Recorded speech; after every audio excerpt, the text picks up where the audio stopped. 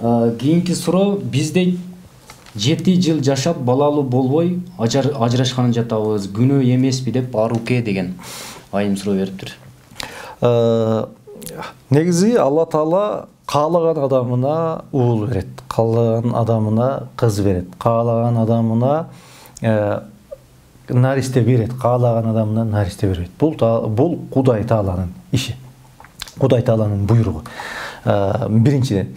Экинчиден ушул кээде балалуу болбогон медицина тарапта бүгүн аз аябай өнүккөн. Эгерде ошол 2 жаштын баягы бири-бирине дал келбеши, уруктугу балким бири-бирине дал келбештиги бул нерсеге себеп болушу толук ыктымал. Анан эгерде ошол нерсени медицина 100% аныктап, тактап, ушул балким жубай өзгөрүлсө, балким башка адам менен турмуш ачсаң балалуу болосуң деген нерселер болгон болсо, бул негизи ажырашуу, талак маселеси адал, бирок адал нерселердин эң Кудай Таалага жаман көрүлгөн нерсеси.